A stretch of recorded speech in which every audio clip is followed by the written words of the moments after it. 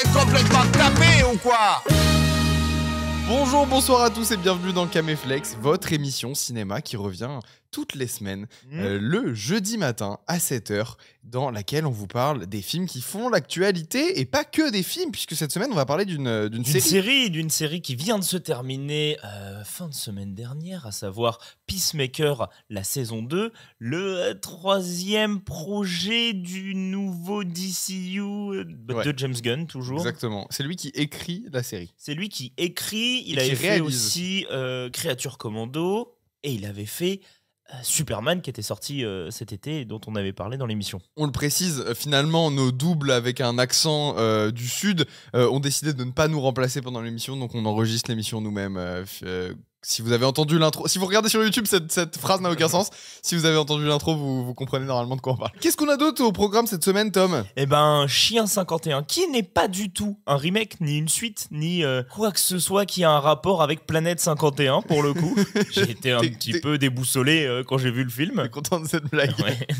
Et ça n'a pas non plus de lien avec le film Good Boy, dont nous avons parlé la semaine dernière, Oui. qui suivait aussi un toutou. Mais là, il n'est pas question de toutou. Aucun chien dans Chien 51. Et enfin, on parlera aussi du premier film de Kristen Stewart qui se lance dans la réalisation avec The Chronology of Water, film qui est passé par Cannes et qui est une espèce d'expérimentation biopic, adaptation un peu étrange. Alors ça, c'est surprenant pour un premier film. Et on va en reparler au cours de cette émission. Tom, ça va ? On est un peu claqué, il faut qu'on le dise aux auditeurs, il faut qu'on soit très honnête. Là, on est mort de chez mort, quoi. Ouais, après pourquoi, on vous le dira dans la prochaine émission. Parce que toi et moi, on va sortir des trucs là. Ouais. Et toi, on a l'habitude, t'es là, tu fais tes petites enquêtes. Et qui c'est qui a retrouvé le pantalon d'Indiana Jones Tac tac, qui c'est qui fait la voix de Bugs Bunny La prochaine enquête sortira d'ici 1 ou 2 semaines. En fait, je suis tellement à fond dans le montage que c'est difficile à dire combien de temps ça va me prendre encore.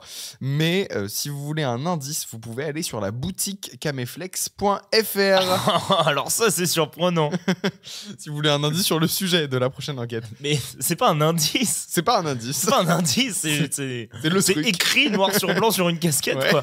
ouais. Ouais. Et toi, Tom, pareil, tu bosses sur des petits trucs en parallèle. Ouais, et on rebosse dessus ce week-end. Et donc, après ce week-end, je vais pouvoir commencer à lancer le projet définitivement. Vous risquez d'avoir un épisode hors série qui sortira bientôt aussi. Bon, ça, c'est Bien pour sûr, vendredi. Bon, on peut le dire. Non, on peut pas le dire, on peut Tom. pas le on dire. laisse C'est qu'on la a surprise. toujours pas enregistré le hors-série sur Jim Carrey. sur Non, Jim Carrey. non, on est carrément à la bourre. On est désolé. C'est des hors-séries, c'est pas Ça grave. fait plusieurs semaines que vous avez voté pour Jim Carrey sur Instagram comme sujet de prochain hors-série.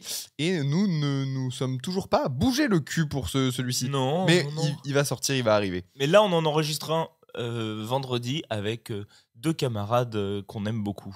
Exactement. Bon, Tom, je crois qu'il est temps de rentrer dans le vif du sujet. On peut esquiver Chien 51 de Cédric Jiménez, mais il va falloir en parler un moment. Donc on attaque l'attaque directement et on parle de Chien 51 de Cédric Jiménez. Ouais. Le programme ALMA et son inventeur Georges Kessel sont les ennemis du peuple. Alma. Reconstitution. On m'a verrouillé avec une flic de la zone 2. Il faut que j'enquête avec elle. Sur l'assassin de Kessel. On a pris en chasse un véhicule noir, pas d'identité associée. Nous allons construire une société meilleure, Regarde-moi, sale merde. plus juste, plus sûre. Wow. Ah ouais, alors il y a un paquet de trucs à dire. Et en même temps, pas tant. Moi, je suis pas d'accord. Hein. Il y a un paquet de trucs à dire. Dans le mauvais. Dans le mauvais, il y a pas mal Plus de que trucs dans à le dire. bon. Je suis d'accord. Alors, moi, personnellement, c'est le premier film de Jiménez que Donc je voyais t'avais pas au vu cinéma. Back North qui avait fait pas mal de bruit à sa sortie? Non, j'avais pas vu Novembre non plus. Mhm. Mais toi, du coup, Nicolas, comment t'es avec... Cédric avec, Jiménez, Monsieur Jiménez. alors, petite anecdote inutile de fou, j'ai failli assister à une masterclass qu'il venait faire dans notre école de cinéma à l'époque, quand j'étais en école de cinéma. Je crois que je m'étais pas levé ce matin-là, et tous les élèves avaient dit que c'était pas fifou, quoi, la masterclass au final. Il avait pas encore réalisé Back North et les films qui vont le faire connaître par la suite. Il avait fait Aux yeux de tous et HHHH, qui étaient des films qui avaient pas eu énormément de succès, en tout cas pas le succès de Back North. Mais toi, tu aimes son cinéma? Et Je trouve qu'il y a un truc assez intéressant dans Bac Nord que j'ai rattrapé il y a genre 1 an. En fait, je suis d'accord avec toutes les critiques qui ont été faites sur le film en règle générale, sur le fait que c'est un film de droite et que, comme je cite le journaliste qui était à Cannes pendant la conférence de presse et qui s'est fait ridiculiser par Cédric Jiménez et son équipe, qui disait il est super votre film, mais on a juste envie d'aller prendre sa carte au RN juste après avoir vu le film. Et Cédric Jiménez et Gilles Lelouch avaient fait vous abusez, etc. Non. Pas quand le film est présenté en séance par le syndicat Alliance et Éric Zemmour et Marine Le Pen. Ça me paraît quand même assez juste comme remarque. Et effectivement, quand tu mates le film, c'est un film de droite. Mais malgré tout, je trouve le film extrêmement réussi, justement parce qu'il me raconte une histoire vraie, avec quand même des guillemets, mais une histoire vraie qui s'est vraiment produite avec des vrais flics ripoux. Sauf que le film me les rend sympathiques. Et rien que cette prouesse-là, de me faire en avoir quelque chose à foutre de ces personnages et d'être vraiment de leur côté, et ben je trouve que ça prouve d'une vraie maîtrise, en tout cas à l'écriture. Je trouve Bac Nord extrêmement divertissant, c'est un bon film d'action. Je suis derrière ces personnages, je suis accroché à mon siège pendant tout le film. Ça fonctionne et il y a pas mal de petites fulgurances dans le film. Les acteurs en font des caisses. Le film est sympa malgré l'accent à couper au couteau de François Civil, qui fait un accent du Sud pendant tout le film et tu fais ah ouais, j'y crois moyen. Ouais. Mais voilà, je trouve le film réussi. J'enchaîne avec Novembre, qui est son film suivant, donc attendu au tournant. En plus, il traite d'un sujet sensible et important, donc les attentats du 13 novembre, avec Jean Dujardin dans le rôle principal. Enfin bref, c'est un gros sujet. Et là, alors pour te dire, j'enchaîne les deux le même soir quand je regarde Bac Nord et Novembre. Et Novembre, c'est une catastrophe d'écriture. C'est horriblement mal écrit, je trouve. Il y a des personnages qui ont aucune fonction. Genre, il y a Alex Lutz qui passe dans le film et qui fait en fait, je suis là, mais je sais pas trop pourquoi. L'intrigue avance extrêmement bizarrement, c'est très laborieux.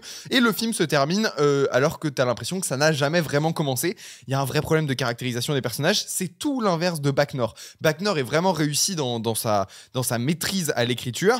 Et Novembre s'explose la gueule à ce niveau-là. Alors, moi, j'ai ma petite théorie, c'est que Audrey Diwan... parce que le scénariste de Novembre, c'est le scénariste de Chien 51. Et j'ai ma petite théorie sur la raison pour laquelle Bac Nord est si réussi et que Novembre l'est beaucoup moins, en tout cas dans son scénario. C'est qu'il y avait l'ancienne compagne de Cédric Jiménez qui a bossé sur le scénario de Bac Nord, qui est Audrey Diwan, qui est aussi connue pour être scénariste à part et réalisatrice aussi. Ouais. Et je pense que c'est elle qui a participé en tout cas à la réussite de ce scénario-là, sauf qu'elle n'est pas sur Novembre. En tout cas, ça explique une partie du problème. Le truc que j'arrive pas à comprendre, c'est que c'est Cédric Demangel qui est au scénario de Novembre et qui est au scénario de Chien 51. Et tu sais ce qu'il a fait, Cédric Demangel aussi ? Il a fait Le Roi Soleil, qui a récemment là qu'on a vu récemment, qui est très bien, qui est pour moi une merveille d'écriture, une merveille de scénario. Donc j'arrive pas bien à comprendre d'où vient le problème. J'arrive pas à situer la source du problème. Bref, Chien 51. C'était un peu laborieux, Tom. Qu'est-ce que t'en as pensé, toi ? L'aspect créatif, il est pas dans la mise en scène. Il est où ? Où est-ce qu'il est, le côté créatif du film ? Sur le traitement de son sujet ? Bah non, pas vraiment. Non, parce que je vais être très franc, au bout de 2 minutes de film, j'ai cramé la fin, la résolution et ton twist. Ce qui est dommage pour un thriller policier. Ouais. C'est con. Vraiment, minute 2 du film, j'ai découvert qui était le méchant et pourquoi et comment. Tu te dis, merde. Parce que, et à aucun moment du film, il fait donc 110 minutes. Ouais. C'est ça ? Ouais, 1h40. À aucun moment du film, je suis surpris par quoi que ce soit. C'est du tout droit. C'est jamais surprenant, c'est jamais intriguant. Je suis pas pris de passion par l'univers dystopique que tu nous proposes. T'essayes de te rapprocher énormément du réel parce que c'est dans un futur qui est très proche. Du coup, ça fait juste Paris avec des LED, quoi. En fait, y a... Ouais. Et, où t'es dans un état policier. Ouais. Et la fin, on en parlera tout à l'heure, mais en fait, on va pas spoiler le film, hein. Rassurez-vous, on ne spoilera pas la fin. Mais de toute façon, si vous allez voir le film, à partir de la 2e minute du film, vous allez dire oui, en fait, tu vas parler de ça et ça va être ça le problème. Ouais. Et alors, oui, c'est un problème actuel, le truc dont tu traites. Et oui, c'est bien d'en parler. Mais est-ce qu'il faudrait pas se renseigner un petit peu avant de traiter des sujets comme l'IA, par exemple ? Je sais pas, vraiment se renseigner. Aller sur la page Wikipédia de ce qui se passe un petit peu actuellement. Rien que ça, on t'en demande pas beaucoup plus. Parce que là, le film a vraiment le point de vue de... j'ai vu un reportage M6 la semaine dernière sur ChatGPT et c'est fou quand même le futur de l'IA. Ouais, voilà. Et donc, je vais parler que du scénario et des personnages personnage puisque je trouve que dans la mise en scène, il y a rien. C'est pas moche, c'est pas mal fait, c'est juste qu'il n'y a rien. Les scènes d'action, c'est quand même pas terrible. Hein. Ouais, mais c'est plat. Je trouve que le film, visuellement, est plat. Le film est pas très long, vous l'avez compris, c'est 1h40. Malgré ça, il y a des petites longueurs. Mais le plus surprenant, c'est que le film rush, mais va à des moments à une vitesse, à tel point qu'il coupe des éléments de scénario qui auraient pu être utiles parce qu'on passe de deux personnages qui s'apprécient en tant que collègues à deux personnages qui vivent un idylle et une romance. Et on va suivre une enquête policière tout au long du scénar. Et en fait, cette enquête, elle se résume à une seule vraie péripétie. C'est je vais aller interroger une prostituée. Et ça prend 30 minutes dans le scénario. La prostituée, il la retrouve grâce à un IBAN. Ça n'a aucun sens. C'est hyper...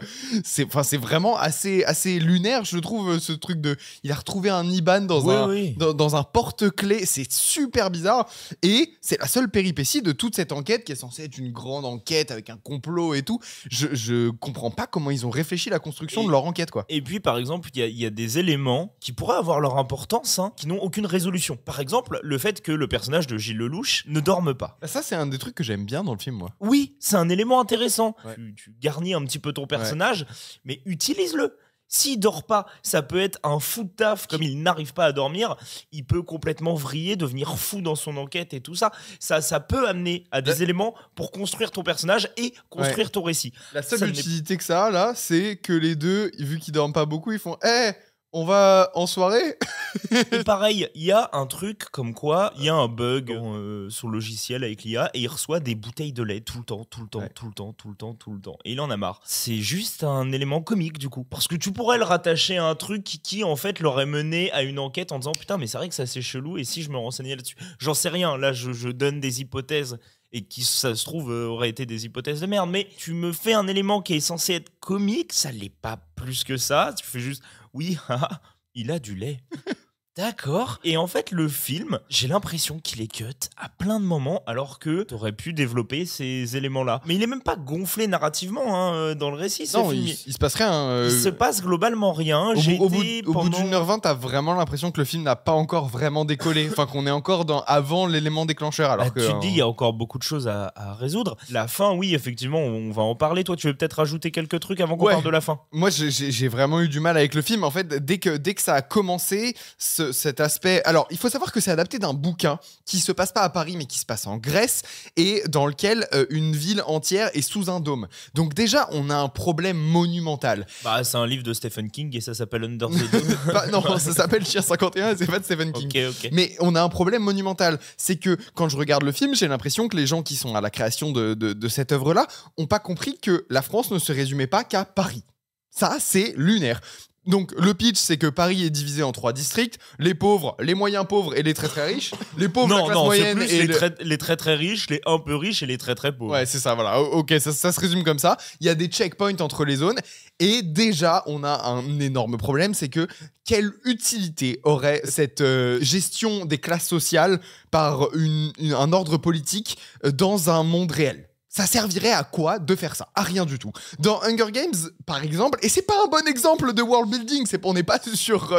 c'est pas du Tolkien, Hunger Games, mais au moins c'est à peu près expliqué, ça a un semblant de logique avec juste les ouvriers, on les garde dans le coin, on veut pas les voir, ils sont d'un côté. C'est même pas ça dans Chien 51 de Cédric Jiménez. C'est juste, il y a un quartier où il y a les pauvres, il y a un quartier où il y a les riches, et il y a un quartier où il y a les très riches. Ouais, c'est pas cool. Hein. Et ils ont pas le droit de passer entre eux. Ce n'est pas construit. Et c'est pas construit, ça a aucun sens en fait. Non. Parce que dans la vraie vie, c'est déjà les quartiers sont déjà divisés en classes sociales. Si on mettait des checkpoints entre les trucs, ce serait encore plus cramé, encore plus visible et ça énerverait encore plus la population. Mais... Le statu quo fonctionne très bien avec les gens qui sont séparés dans des ghettos, dans des quartiers en fonction de leur classe sociale. Je vois pas pourquoi on irait installer des checkpoints, le film ne l'explique pas, le film ne le justifie pas et donc t'as juste l'impression que c'est un gadget du futur en fait, ce truc de checkpoint et de zone. Et ces gadgets du futur, ils manquent de construction mais sur tous les points. Par exemple, à un moment, on va te montrer une pub qui est Sozimi. qui en fait parle de deepfake. En gros, c'est tu peux prendre l'apparence, un humain peut prendre l'apparence d'une star ou quoi machin pour assouvir des fantasmes. En tout cas, c'est comme ça qu'on te vend le produit à ce moment-là. Donc ça parle de deepfake et notamment d'IA. Problème, comment ça fonctionne ? Le film ne te l'expliquera pas, ne te le montrera pas du film, jusqu'à ce que, effectivement, ça ait un moment une importance dans le scénario, mais pour faire le lien de comment ça marche, c'est trop flou en fait. Expliquer de comment ça marche, d'autant plus quand ça devient un élément de ton scénario. Ouais.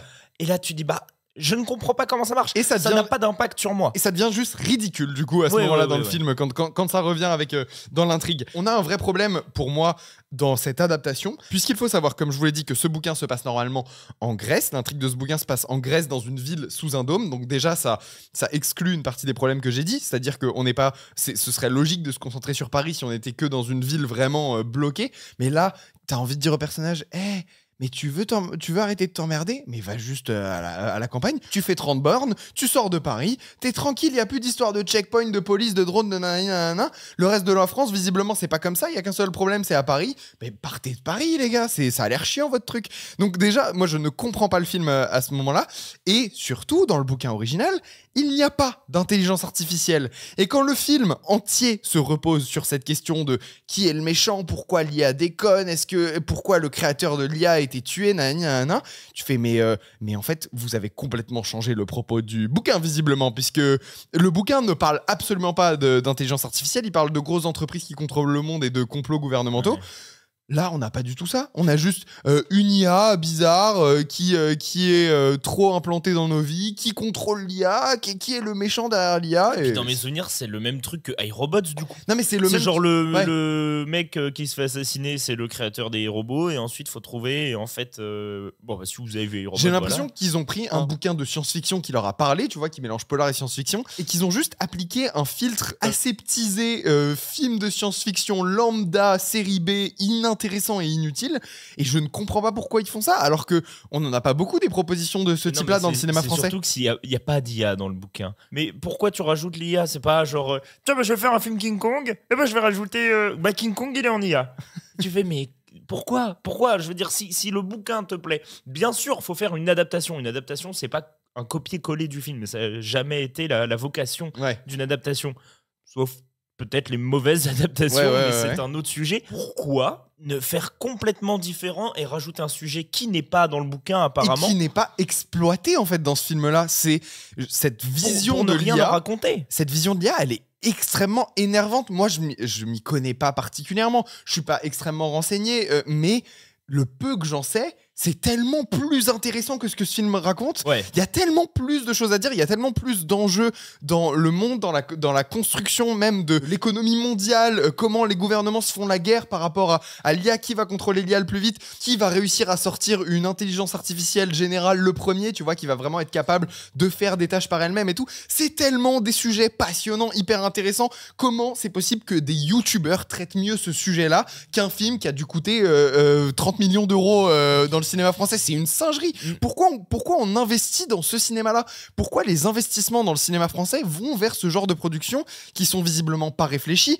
avec des gens qui sont à peine des artistes? Je suis désolé, mais il y a rien d'artistique là dans ce qu'on m'a proposé. Cédric Jiménez, c'est un faiseur. Il y a juste à voir la gueule de ces scènes d'action, les scènes de course-poursuite, les scènes de fuite, la scène qui copie Jurassic Park dans la scène des raptors dans la cuisine. Tout ça, c'est nul. C'est surcuté, c'est pas réfléchi, c'est pas découpé. Moi, ça me fait péter un câble de voir autant d'argent dans une production aussi moyenne et lambda, quoi. Et puis, moi, je vais te dire, je suis désolé, la semaine dernière, on parlait de Tron Ares qui parle de « Oh, surprise, l'IA ». Ça fait cette année quelques films qui traitent de ce sujet-là. Est-ce qu'il y en a un seul qui a traité les choses bien? Je me pose la question. Et ce que je trouve fou, encore une fois, c'est que ces sujets, les sujets qui sont vraiment passionnants, intéressants et dont on pourrait tirer quelque chose dans la fiction, qui sont des sujets purement actuels, qu'on n'a pas pu anticiper, tu vois, dans la littérature et dans les œuvres de science-fiction avant, mais qui sont des questions qui vont se poser là, tout de suite, maintenant. Pourquoi ces trucs-là ne sont pas exploités alors que c'est accessible à tout le monde via une page Wikipédia, tu vois? Et puis il y a un truc, c'est qu'à un moment, il va y avoir un problème avec l'IA.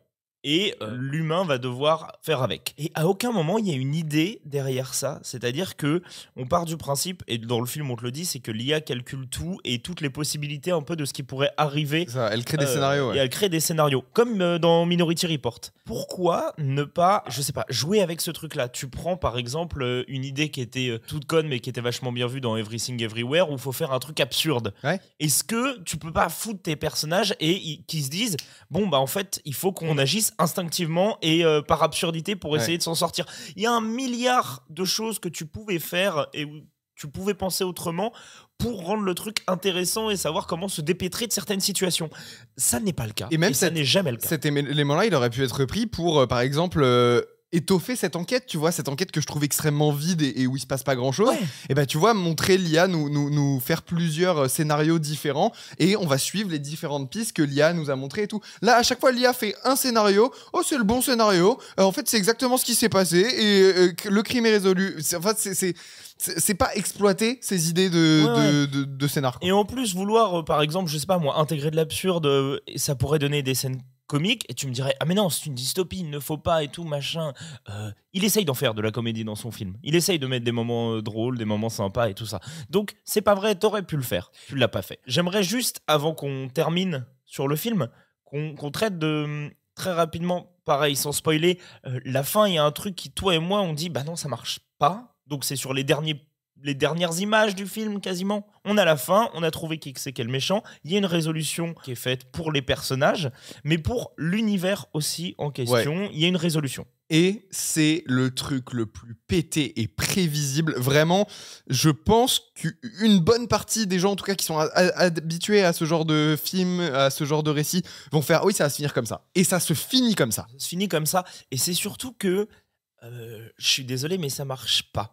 Parce que essayer d'avoir une note positive dans tout ça, qu'importe le sort des personnages et tout ça, essayer d'avoir une note positive, pourquoi pas? Mais t'es dans une dystopie, donc t'es censé voir aussi les travers de ta société. Vouloir un truc meilleur pour ça, j'entends, mais pas comme ça. Et toi, ce que tu voulais dire, et ce que tu disais avant qu'on enregistre l'émission, c'est que, en fait, pourquoi tu nous résous les enjeux de ton univers avec un truc qui, on l'a vu dans le monde réel, ne fonctionne pas. Ça ne marche pas et il faut trouver un autre moyen. Donc c'est extrêmement... Enfin, je trouve ça très très ridicule. Tu vois. En fait, il y a des trucs dans le film, à la toute fin du film, que vous allez voir, vous allez faire, mais pourquoi sur BFM, quand ça arrive dans la vraie vie, ça se passe pas comme ça? Tu vois, c'est juste... C'est très bête, mais là, dans le futur, avec toutes les technologies qu'ils ont, je vois pas comment ce truc-là est plausible. Et en fait, c'est le truc le plus fainéant du monde. Et prévisible aussi. Ouais. Bref, on n'a pas du tout accroché sur ce film. Moi, il y a des petites idées, tu vois, juste pour poursuivre dans ce que tu disais avec le fait que c'est pas exploité, etc. Les scènes de crime qui sont pré-shot par l'IA et tout. Il y avait un autre truc, il y a une idée à un moment dans le film, c'est un espèce de karaoké virtuel dans lequel tu serais genre face à un stade. C'est une putain d'idée de génie. Pourquoi ça ressemble juste à n'importe quel clip de rappeur qui a été tourné sur un volume à Aubervilliers? C'est ridicule. Je sais pas si tu t'es fait la remarque, mais genre quand tu... Parce que moi je pensais c'est une bonne idée, ils ont tourné du coup dans une vraie salle de concert ou dans un stade et tout pour le faire. Je ne sais pas, non mais je pense pas, c'est hyper flou derrière, donc non, on voit le sol du volume, etc. C'est juste un volume, c'est juste un écran. C'est juste un écran LED incurvé sur les côtés. T'aurais pu faire le truc où tu vas filmer dans un vrai stade et en fait moi c'est ça, je me suis dit mais ça pleine immersion. Ça pourrait être très stylé effectivement, cette idée de karaoké virtuel. Tu vas avec tes potes et vous êtes sur une scène à Bercy, tu vois, ou au Stade de France, et tu fais ton concert devant 80 000 personnes. C'est une idée de génie, ça. Et au cinéma, ça pourrait trop bien rendre. Mais non, là, on a juste un écran incurvé LED, le truc qu'on a vu et qu'on connaît. On monte le sol, il est abîmé, c'est normal, c'est juste un studio de cinéma dans lequel on fait des tournages. Donc, ça ressemble juste à un putain de studio de cinéma, et on dirait juste qu'il tourne un clip pas ouf. En fait, je trouve tout extrêmement fainéant. Les références visuelles du film, par exemple, le film fait référence à Anonymous, etc. Je trouve ça extrêmement normie et vraiment pas renseigné sur le sujet. Si vraiment ton inspiration pour ton film, c'est les vidéos des réseaux sociaux d'Anonymous, t'es pas allé chercher bien loin pour trouver ton inspiration. Et puis ça fait un moment que c'est plus comme ça, quoi. Ouais. Tu pouvais avoir cette image-là en 2010 parce que c'était encore le cas, mais là aujourd'hui. Et déjà en 2010, ça aurait été un peu cringe. Là, ça l'est de fou. Et en parlant de cringe, il y a le jeu de certains certains comédiens qui est catastrophique. Romain Duris, je suis désolé, hein, je t'ai aimé dans beaucoup de films, mais là, c'est vraiment pas le cas. Là, tu cabotines, c'est ridicule. La scène que t'as à la fin, où tu vas un peu raconter l'envers du décor et nous faire un peu le twist du film, c'est une catastrophe. Vraiment, ça m'a fait rigoler à voix haute. Et je voulais juste ajouter un tout petit truc. Il y a un moment, une scène, où Gilles Lelouch va péter une vitre, et j'ai jamais vu, c'est vraiment le truc que j'ai préféré du film, hein. J'ai jamais vu une scène de vitre brisée aussi bien faite au cinéma. Ok. En fait, il faut savoir que les vitres au cinéma, généralement, elles sont faites dans des matériaux qui ne se brisent pas comme du verre. Et tu peux t'en rendre compte quand tu regardes des petits films indés qui commencent à avoir un certain temps maintenant. Genre, si tu regardes Evil Dead, tu vois, dans les années 70, quand il passe à travers une porte, c'est du verre. C'est des gros morceaux de verre qui se pètent et ça a l'air très tranchant et très dangereux. Aujourd'hui, quand une vitre se pète, c'est genre du plexiglas ou du plein de sucre, petits morceaux. c'est plein de petits morceaux. Ça se pète en plein de petits morceaux. Comme une vitre de bagnole, tu vois. Et en fait, c'est pas coupant, ce matériau-là. C'est pour la sécurité des acteurs. Mais là, il y a un moment où il pète une vitre. Ça fait vraiment des gros morceaux. Et il passe sa main à travers la vitre et il ouvre la porte de l'autre côté. Et je fais, mais comment ils ont fait ça? J'ai été vraiment bluffé. Je me suis dit, on dirait vraiment du vrai verre tranchant. Et pourtant, il y a la main de Gilles Lelouch, il y a un mouvement de caméra, il y a le visage de Gilles Lelouch dans le même plan. Et je fais, comment ils ont fait pour que ce soit pas dangereux pour lui? Donc, chapeau pour cette scène-là. Chapeau pour la vitre. Chapeau pour la vitre. Bah, c'est ça qu'on a appris du film. Ouais, chapeau pour la vitre. Chapeau pour la vitre. Non, je voulais dire, moi je crois que j'ai préféré Good Boy du coup en parlant de chien. C'était. On en a deux. À vous de choisir lequel vous préférez. À vous de choisir. Nico. Oui. Cette semaine, en fait, il y a beaucoup de films qui sont sortis. Il n'y avait pas d'avant-première. Du coup, il a fallu qu'on se dispatche un petit peu. On l'a pas dit, mais ça a été un peu compliqué pour nous de voir les films qu'on voulait, sachant qu'il y avait plein de choses passionnantes qui sortaient cette semaine. Mais aucune avant-première dispo. Aucune avant-première. Donc, aucune projo presse, aucun moyen de voir les films en avance. On avait beaucoup de travail, donc on a dû un peu se dispatcher. Ce qui fait que toi, t'es allé voir Chronology of Water. Et moi, j'ai rattrapé sur HBO Max la nouvelle saison Peacemaker. La semaine prochaine, par contre, on a plein d'avant-premières, donc on va pouvoir couvrir pas mal de films en fait. Il y a notamment Camelot, je crois, qui sort.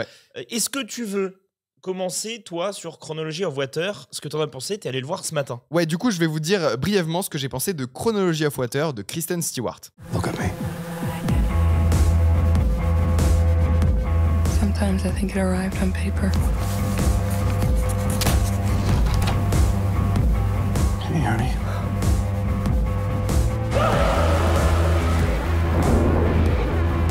We want to write. I want you all to be winners. Disappear into your imagination. Bon, je vais pas faire extrêmement long sur le film, puisque c'est un film qui a des défauts dont on a déjà parlé dans l'émission. C'est un premier film, donc peut-être que vous pouvez pré-shot un petit peu les défauts qu'on va aborder.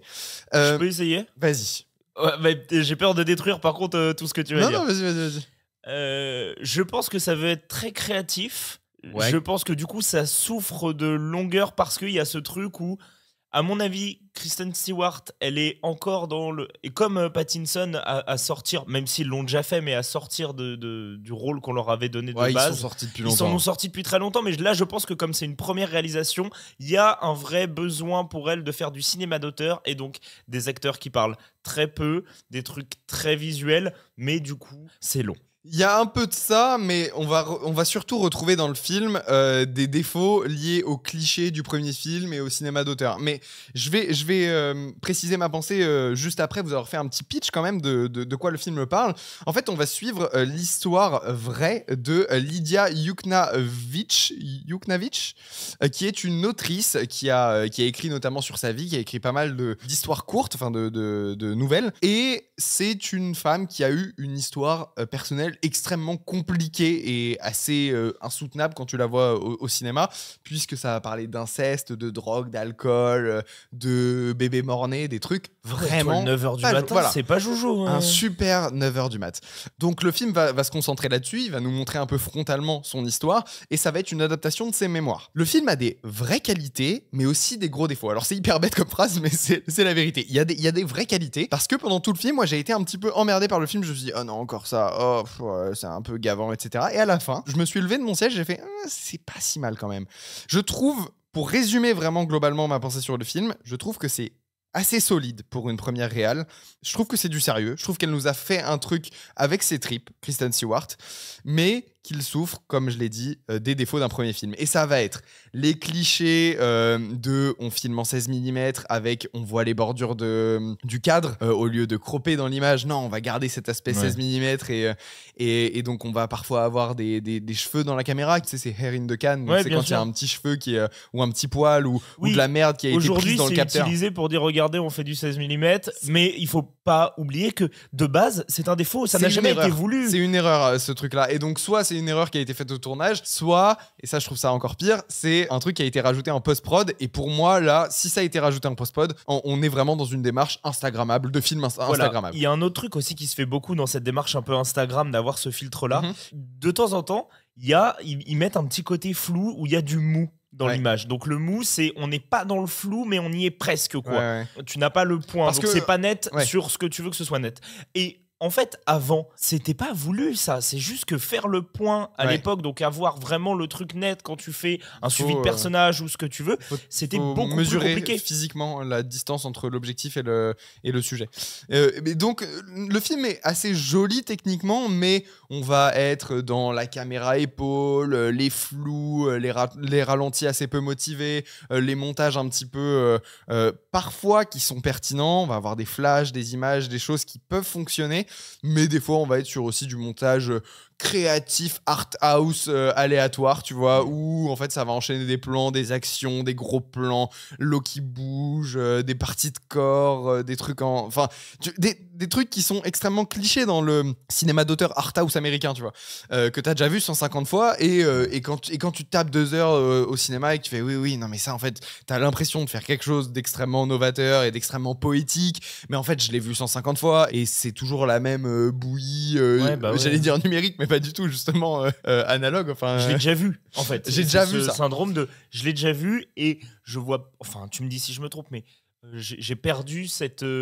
Pas cette sympathie, mais cette découverte-là. De pouvoir refaire ce truc-là, c'est bon, je l'ai vu. En fait, tu vois surtout un ou une cinéaste qui est derrière la caméra et qui est en train de se dire « Oh, j'ai un éclair de génie pour montrer un truc de manière poétique, originale, avec ma patte, quoi, avec ma sensibilité artistique. » Et en fait, quand tu prends un peu de recul, tu fais « Mais non, ça a déjà été fait plein de fois et c'est même considéré comme un gros cliché. » Et donc là, je m'attarde vraiment sur les défauts. Il faut quand même mentionner que les acteurs s'en sortent extrêmement bien. L'actrice principale, on la connaît, c'est Imogen Poots, qui est une actrice anglaise que t'as peut-être déjà vue dans plein de trucs. Attends, je te montre sa tête, tu vas voir. Oui, d'accord. Oui. Elle porte vraiment le film sur ses épaules. Elle est très douée. J'étais aussi content de retrouver Thora Birch, qui a fait pas mal de teen movies et de trucs dans les années 2000. Et depuis, on la voit dans... Moi, je l'ai vue dans des films fauchés qui étaient... ça faisait un peu du mal de la voir là-dedans. Là, au moins, elle est dans un film sérieux. Elle joue dans un film où elle peut enfin porter un vrai personnage, tu vois. Et une grosse révélation qui m'a fait vraiment du bien à voir, c'est Jim Bellucci, qui est le frère de John Bellucci, qui était la star du Saturday Night Live dans les années 70, qui est mort prématurément et qui était vraiment un comique hyper aimé, hyper reconnu de son époque, et qui est mort d'une overdose et qui a vraiment choqué le public américain, parce que chez nous, on n'en a pas trop entendu parler, mais c'était quand même l'un des deux Blues Brothers, tu vois, avec Dan Aykroyd. Et son frère, Jim Bellucci, qui a un rôle extrêmement doux, extrêmement tendre dans le film, il brille un petit peu. Sur ces quelques scènes où il est, t'as vraiment envie d'avoir cette personne-là comme mentor, exactement comme la personnage principal va avoir ce personnage-là comme mentor à un moment dans le film. Donc je trouve qu'il y a quand même des vraies qualités à ce niveau-là. Et je te dis, le film est divisé en différents segments. Et effectivement, t'as des segments qui sont quand même bien plus maîtrisés que d'autres. Quand je suis arrivé à la fin du film, j'ai fait « Ah putain, en vrai, la fin, elle se tient bien, quoi. » On est tout en subtilité. Elle va du coup confronter les démons de son passé qu'on a suivis pendant une partie du film, mais de manière assez belle, assez pudique, contrairement au début du film, justement, où on va vraiment être dans le frontal et on va voir des scènes qui sont choquantes. Ouais. Et je sais pas, cette fin de film est plutôt très réussie et j'ai l'impression qu'elle arrive à recadrer son film et à remettre son film sur le droit chemin, notamment à la fin. Pas que le film s'éparpillait avant, mais on a vraiment une sensation de solidité et de... Ah ouais, t'es quand même une metteuse en scène qui fait les choses de manière carrée et qui sait où elle va, tu vois. À la fin du film, t'as cette impression-là. Donc je sais pas. En tout cas, c'est quand même une belle perf d'avoir fait ça en premier film. C'est pas du tout aberrant. C'est plutôt ok. J'attends de voir ce qu'elle fera par la suite et ce sera sûrement meilleur en fait. Je pense vraiment que ce sera sûrement meilleur. Et pour ceux qui doutent encore, il faut savoir quand même que Kristen Stewart, elle a des grosses envies de cinéma d'auteur. Ça se voit dans ses choix de rôle. Elle a tourné avec Olivia Assayas. Récemment, elle a tourné avec Rose Glass. Donc, les premiers films de jeunes réalisatrices débutantes, tu vois, elle est pas inconnue à ce game-là, tu vois, parce qu'elle joue dans le deuxième film de Rose Glass après son super premier film qui est Sainte Maud. Donc, elle est quand même très réfléchie sur ses choix de carrière. Elle aime le cinéma et je pense qu'elle a voulu faire du cinéma qu'elle aime dans ce truc-là. C'est juste que je pense que c'est super compliqué de réaliser un premier film, que tout n'est pas réussi, mais j'ai hâte de voir ce qu'elle nous prépare pour la suite. Ok, trop bien. Et du coup, qu'est-ce que toi t'as retenu de ce film? Je sais pas trop, parce que là, on est sur un sujet quand même vachement lourd et bien dark, mais visiblement, faire quelques longueurs de 3 fois par semaine, ça fait du bien, au moral et au corps. C'est bien, c'est vrai. Et c'est à mon tour. C'est à ton tour. On Tom, va pas du tout être dans le même sujet. On n'est pas du tout dans le même sujet et j'ai plein de questions parce que... Ok, attends, on lance le truc et ensuite tu me poses toutes tes questions et comme ça va me permettre aussi on fait comme d'enchaîner sur le truc. On va donc parler de Peacemaker saison 2 de James Gunn. Je dois retrouver Peacemaker. Il a tué mon fils. T'as été placé sous surveillance. Par qui? Rick Flag Senior. Wow. Mais c'est quoi ça? Un portail dimensionnel. Et il mène vers un monde parallèle. Quoi? C'est pas si dingue. C'est une pute dinguerie, ouais. Tom, je vois le bordel sur les réseaux sociaux autour de Peacemaker. Quel bordel? Je dis, juste les gens qui repostent des extraits, qui en parlent, le fait qu'il y ait une danse Fortnite qui a été retirée parce qu'il faisait une espèce de croix gammée avec ses bras. Ouais, d'accord. Ce genre de truc.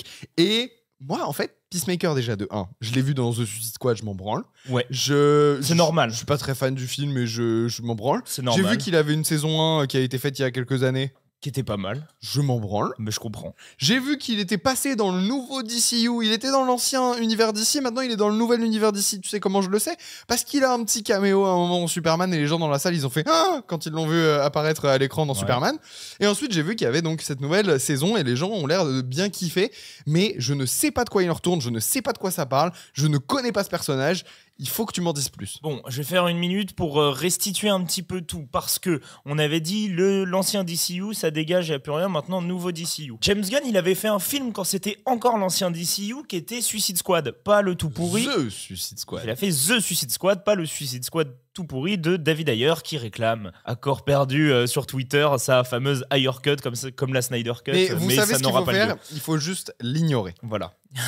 Et donc il faut lui rappeler que cet enculé il a fait Bright sur Netflix et que après avoir fait ça, normalement tu devrais juste garder tes millions, chiller dans ta villa, mais plus jamais t'approcher de tout ce qui touche à une caméra. Mais donc il avait fait sa version de The Suicide Squad où il avait mis des personnages dans le film qu'il appréciait et notamment un personnage qui était le Peacemaker, un mercenaire un peu neuneux, hyper violent, qui tuait à la fin de son film mais qui le ramenait. Il en a fait une saison 1 quand c'était encore l'ancien DCU, une saison 1 qui était pas mal, qui était plutôt intéressante. Un peu rigolo foufou. C'était rigolo, bien violent, bien trash et l'histoire se tenait plutôt bien. Les personnages étaient plutôt attachants. J'en demandais pas plus. C'est que vraiment tu me décris ça sans me donner de personnages et tout. Je fais, ce serait pas un film de James Gunn ce que t'es en train de me pitcher? Exactement.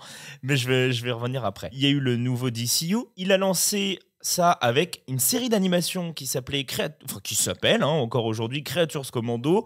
Grossièrement, c'est Suicide Squad mais avec des monstres. Donc genre il y a la fiancée de Frankenstein, il y a une galerie de personnages, c'est la Suicide Squad mais avec un autre nom en animation, c'était sympa. Ensuite il y a eu Superman et là maintenant la saison 2 de Peacemaker. Donc pour bien comprendre, oui le DCU de l'époque a dégagé, ce que James Gunn a fait au sein de l'ancien univers, il a plus ou moins gardé tout ce qu'il a fait. Ok. Et donc il a juste dit quand vous voyez l'ancienne Justice League dans tel truc, non.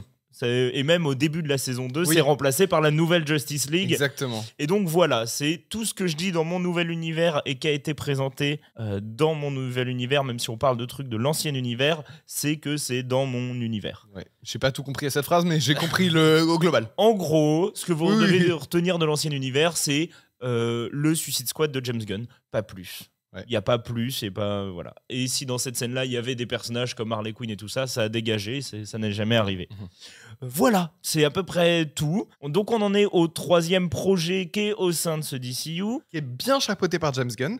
Et pour l'instant, c'est que des projets bien chapeautés par James Gunn. Ouais. L'intérêt que j'avais, c'était est-ce qu'on va retrouver le personnage où on va le réintroduire encore une fois, ou alors est-ce qu'on va le retrouver là où on s'était arrêté, comment tu vas mettre ça en place? En fait, je trouve que le traitement du sujet est intéressant parce que la série traite principalement de la rédemption, notamment la rédemption du personnage de Peacemaker. Souvent, on observe la rédemption d'un personnage uniquement par son prisme et avec une finalité quand sa quête est accomplie à ses yeux. Et donc, à ce moment-là, le personnage et donc forcément le spectateur lui accorde cette rédemption-là. Moi, ce que j'ai trouvé plaisant dans cette saison 2, c'est que... Alors déjà, de un, t'as pas du rétropédalage. Tu retrouves le personnage de Peacemaker, non pas comme tu l'as découvert, cette espèce de neuneu hyper violent, qui est un mercenaire de bas étage, quoi.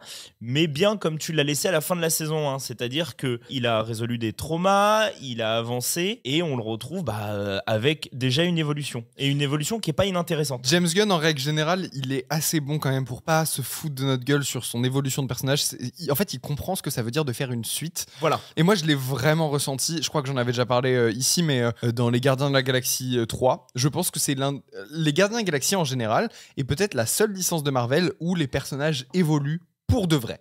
C'est pas une évolution superficielle, c'est pas Iron Man qui dit en fait je suis plus Iron Man, mais si je suis Iron Man, mais à la fin je fais I am Iron Man et il meurt, mais en fait il reviendra plus tard parce que c'est Doctor Doom. Ça c'est de la merde. C'est pas Thor qui devient obèse et qui joue à Fortnite entre deux films et qui revient en Thor normal, ou Thor qui perd sa mère mais en fait c'est pas si grave, ou Thor qui perd son œil mais finalement c'est pas si grave. Tu vois, toutes ces évolutions là de personnages pour moi sont extrêmement superficielles. Ou alors je peux en refaire un dernier exemple, Captain America qui veut retourner voir sa meuf mais il y retourne, mais en fait il y retourne pas, mais en fait il y retourne, mais à un moment, si, il y retourne. Enfin, il n'y a pas d'évolution de personnage, ils restent les mêmes. Et pour moi, le Marvel Cinematic Universe, on est sur une série en stagnation depuis 12 ans. C'est-à-dire que les personnages n'ont pas évolué, même s'ils vous font croire qu'ils ont évolué. Ouais, mais en donc fait, c'est une relation toxique. On va faire du rétro-pédalage constamment et tout ça. Et donc, Les Gardiens de la Galaxie, c'est un petit peu les seuls films où vraiment tu lâches les personnages dans un film, à la fin d'un film, et tu les retrouves dans le film d'avant, c'est plus les mêmes. Ils ont évolué. Ils ont appris de ce qui s'est passé avant. Et c'était vraiment flagrant dans Les Gardiens 3, où la relation entre Gamora et Star-Lord, c'est la fatalité du changement, de l'évolution et tout. C'est pas non, ils vécurent heureux et eurent beaucoup d'enfants, c'est bon, c'est mort. C'est la fin. Et leurs personnages ont purement et simplement évolué. Enfin, c'est le seul exemple que j'ai en tête de l'univers Marvel d'un truc similaire. Donc, ça me surprend pas ce que tu dis. Ben ouais, et c'est plutôt plaisant parce que c'est un mec qui était hyper névrosé, qui était hyper violent. On t'explique dans cette saison 1 pourquoi il est hyper violent. Il avait un père qui était absolument affreux à tous les points. Okay. Il avait tué son frère alors qu'il voulait pas tuer son frère parce que son père l'avait obligé. Moi aussi, ça m'est arrivé, c'est trop chiant. Ça m'est arrivé 3 fois parce que j'avais que 3 frères. Ouais. Mais c'est pas agréable. Mais c'est des accidents à chaque fois.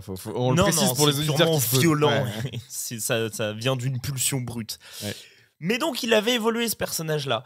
Et son arc de rédemption, il avait déjà eu une résolution dans la saison 1, où il devait s'affranchir justement de tous les traits toxiques qu'il avait pour pouvoir évoluer et se rendre compte qu'il était une partie du problème et tout ça. Et là, ce que j'ai trouvé intéressant dans cette saison 2, c'est que sa rédemption, quelque part, il l'a eu de par sa quête et tout ça. Ouais. Et en fait, là, maintenant, c'est la question globale, c'est oui, mais les autres, est-ce qu'ils te l'accordent ? Ouais, c'est intéressant en vrai. Et c'est très actuel en plus comme thématique. Et c'est très actuel, mais en fait, on le retrouve au début où c'est un gentil, c'est quelqu'un qui est devenu bien, il sait qu'il a déconné, que ça a été un horrible personnage, et lui, tout ce qu'il veut, il veut être gentil. Il veut faire le bien, il veut être gentil. Et personne ne lui accorde. Et donc, cette saison 2, elle démarre là-dessus. Il est extrêmement triste parce que rien n'a changé, à part lui, mais que de toute façon, c'est pas parce que intérieurement, t'as changé que autour c'est le cas, et il va découvrir une porte multiverselle où il y a un autre monde où son frère est toujours en vie, où son père est sympa avec lui, où tout le monde l'acclame et tout ça, et donc il a bien envie d'y rester dans ce monde-là. Ok. Ça c'est le pitch. Ça, c'est le pitch de la saison. Donc, est-ce que tout ce pataquès autour de la série, qui dure depuis plusieurs mois là sur Internet, parce que la série a commencé à être diffusée fin août, est-ce que c'est justifié ? Et est-ce que, pour toi, la hype est justifiée ? C'est pas déconnant. On n'est pas en face d'un chef-d'œuvre. Hein. Je veux dire, dans la mise en scène et tout ça, il y a rien qui ressort. Ok. Moi, c'est ce que je te disais. C'est plus sur le traitement de tes personnages. Alors effectivement, il y a un groupe de personnages qu'on a appris à connaître. Ça, James Gunn, il a toujours fait ça depuis un paquet de temps Il maintenant. prend des gens inconnus et il en fait des personnages attachants et Et rigolos. on sait qui sait le faire. Donc là-dessus, j'étais pas hyper inquiet. En fait, en regardant la série, il y a un truc qui m'a un peu plus intéressé que ça. C'est-à-dire que... Et alors, il l'avait déjà fait pour les Gardiens de la Galaxie, pour ses projets précédents et tout ça. Mais c'est effectivement l'arc de rédemption. Mais derrière, il y a un truc qui est en train de se dessiner, et de se dessiner en plus dans son nouveau DCU. C'est explorer la question de la gentillesse et l'importance d'être bon et gentil. Il le fait vachement dans Superman. Il y a même tout le pitch de fin de Superman. Oui, c'est ça. Hein, Ouais. il y a la ou, fin. ou dans un monde qui est méchant, est-ce que le punk rock ce serait pas d'être gentil? Exactement, c'est exactement ça. Et en fait, il l'explore encore plus dans Peacemaker. Et j'ai l'impression qu'on arrive dans un arc où c'est bien de rétablir les points importants et notamment la gentillesse. Et j'ai repensé à un truc, c'est au dernier César, il y a Karim Leclou qui avait dit un truc sur scène quand il avait reçu le prix. Merci de l'attribuer à... je dédicace ce prix à tous les gens gentils et tout ça. Et en fait, ça me fait hyper plaisir, alors que tout va mal en ce moment. Vraiment, tout va mal. Tout est affreux. Et d'ailleurs, la série Peacemaker parle de ça. Elle parle du fascisme à fond les ballons. Ah oui, alors j'allais en parler 2 secondes après, puisque les fans ont chopé le twist avant que ce soit diffusé. Ah d'accord, ok. Il y a eu un twist dans la série, et les gens notamment ont dans compris. l'univers parallèle. Et en fait, les gens l'avaient guess genre 2 moi semaines aussi, avant. du coup, je les guesse, du coup, j'ai compris. Ouais, bon bah voilà. Et du coup, c'est hyper intéressant aussi ce truc-là. Mais dans un monde où tout va mal, où il y a une montée du fascisme qui est terrifiante, où c'est la guerre partout. En fait... Mais non, regarde, Donald Trump, il a arrêté toutes les guerres, là. Ouais, il l'a pas eu son prix Nobel de la paix, hein, c'est dommage. Bref. Mais ils ont dit c'est politique, ça aurait dû être lui. C'est ça. Mais rétablir le truc de est-ce que parfois ne pas être gentil c'est la meilleure des solutions? Alors c'est peut-être que la praline, mais c'est bien de le remettre un peu sur la table, quoi. Non, c'est vrai, c'est Et vrai. je trouve ça agréable. Après, donc Karim Leclou avait parlé de ça dans son discours au César, mais il me semble qu'il en avait ouais. parlé. Et il y a un truc qui se dessine chez plusieurs acteurs, entre guillemets, du milieu. D'avoir cette image de gentil. D'avoir cette image de gentil et de la remettre au goût du jour et de dire, les gars, en vrai de vrai, c'est pas si mal. Et Parce on que a Jared Leto et compagnie, c'est bon, quoi. On a un peu tendance à l'oublier et c'est pas si mal. La série, dans sa construction des personnages, est bonne. Tu arrives à un point A, tu vas à un point B et à la fin, tu ne les retrouveras pas comme tu les as retrouvés. Ça te tease évidemment une saison 3. La manière dont il amène le multivers dans sa saga de parce que films, c'est bon, on a soupé là du multivers. c'est pas trop mal. Ok. C'est-à-dire que c'est pas trop mal. Ça se fait à l'aide d'une porte qui peut t'emmener d'un point A à un point B. Mais on te fait pas... En tout cas, quand on te montre ce multivers, on te le fait pas en mode teasing de plein de super-héros et tout ça. C'est oui, dans cet univers-là, il y a des fées. Dans cet univers-là, il y a machin. Dans cet univers-là, il y a truc. Et c'est par le biais d'une porte. Et tu peux l'ouvrir, tu peux la Il n'y a fermer. pas Andrew Garfield et Tobey Maguire. Il y a pas. Dieu merci. Laissez-les reposer en paix. Et il l'avait déjà de toute façon teasé dans Superman, tout son truc là, avec la porte dimensionnelle de cul, de machin. Mais bon, c'est plutôt agréable. Je trouve que le personnage en plus de Peacemaker est pas inintéressant parce que c'est un concon. C'est pas un mec fin, mais c'est un mec qui a des envies de changement et des envies de bonté. Et juste de suivre un mec comme ça, c'est intéressant. Quand tu sais le parcours qu'il a eu avant.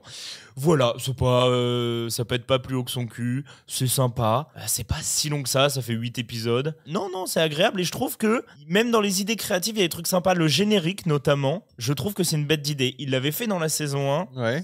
Tu vois ou pas de quoi je parle? Non. En gros, le générique, c'est tous les personnages qui font une danse, mais sur le générique. Ok, genre TikTok quoi. Oui, tu pourrais le voir genre TikTok. Genre Fortnite. Ouais. Et alors, d'ailleurs, le truc de Fortnite... Ils ont retiré un élément de sa danse parce qu'en fait, il fait une espèce de croix gammée avec ses bras. Donc, Fortnite, ils ont supprimé pas la danse en entière, mais juste le côté croix gammée de la danse. Et voilà, c'est la news. Et ben voilà. Et ben voilà. Non, en tout cas, moi je me dis que James Gunn, pour l'instant, c'est pas mal ce qu'il est en train de nous broder, alors que j'en ai un peu marre quand même des films de super-héros. Ouais, et moi, qu'on ça me tombe gave, pas- Ça me gave un peu. Mais pour l'instant, il n'y a pas de truc où je suis là en mode c'est déconnant, ou tu vois, comme Marvel, où il n'y a plus rien. Vous avez vraiment tout vidé, les gars, quoi. Vous êtes à bout. Là, il fait son truc petit à petit. C'est un peu et frais, voilà. quoi. C'est ça. Ouais. Et il sait ce qu'il fait. C'est pas déconnant, c'est pas magnifique non plus, c'est pas exceptionnel pour l'instant, mais c'est correct. Tom, qu'est-ce que tu retiens de Peacemaker saison 2? Que si tu vas dans un univers, comme nous on est partis en vacances, Ouais. évite, enfin renseigne-toi, ouvre un bouquin. Ok. En général, ce que je retiens, ouvre un bouquin. Ouais, ok. La semaine prochaine, on va avoir un programme qui s'annonce plutôt sympa. Enfin, on va sûrement avoir des déceptions dans l'eau, mais on va donc parler de Kaamelott, deuxième volet partie Ça me 1. fait peur, hein. Déjà, faut qu'on parle de ce titre-là, mais on va attendre la semaine prochaine pour Moi parler ça me fait très peur parce qu'il y a des trucs qui sont sortis, je me dis, waouh, ça pue là ton histoire. Un peu, ouais. On va avoir Springsteen, Deliver Me From Nowhere avec Jeremy Allen White qui incarnera dans un énième biopic musical Bruce Springsteen. Ça, je sais pas si j'irai le voir. Et ben moi je vais aller le voir, je Ouais. vais me sacrifier pour la team, Merci. mais je vous dirai si c'est encore le même putain de film. Mais j'ai rien Wikipédia. contre Bruce Springsteen, hein, c'est pas la question. Mais je déteste Jeremy Allen White. Non, même pas, je m'en cogne. Alors là, vraiment, pour le coup, je m'en tape. Et on va avoir aussi L'homme qui rétrécit de Yann Kounen avec Jean Dujardin qui peut être très bien et qui peut aussi être très mauvais. Donc ça Voilà. va être la grosse surprise de la semaine prochaine. Merci de toujours être plus nombreux à écouter l'émission. En vrai, ça fait vraiment plaisir. J'avais envie quand même de le caler dans cette émission-là, mais vous avez été nombreux à commenter la dernière émission sur YouTube et tout. C'était 1 million, 1,2 million. C'était vraiment agréable. Non, c'était pas 1 million, 1,2 million. Mais on voit les chiffres, on voit que vous revenez semaine après semaine. Et, ça nous fait vraiment plaisir et on se dit qu'on fait pas ça dans le vide non plus. Ouais. On le ferait dans le vide. Avec plaisir. Avec plaisir. Mais savoir que vous êtes là, tous les jeudis ou tous les lundis, je sais qu'il y en a beaucoup d'entre vous qui écoutent l'émission en début de semaine, quand la semaine reprend. Je vois, il y a un petit pic d'écoute le lundi. Donc ça fait très plaisir de vous accompagner dans ces moments-là. Et j'espère que ce qu'on fait, ça vous plaît. Si vous avez des propositions, des trucs, des films dont vous avez envie qu'on parle, franchement, les commentaires YouTube et Spotify sont faits pour ça. Donc N'hésitez on écoutera pas. toutes les propales. N'hésitez pas. Et puis, nous, on se retrouve la semaine prochaine. Et en attendant, on vous fait des bisous. Allez voir plein de films, des bons, des moins bons. Faites bien comme vous voulez. On s'en carre le cul. Allez, des bisous à la semaine prochaine. Des bisous. Vous êtes complètement tapés ou quoi?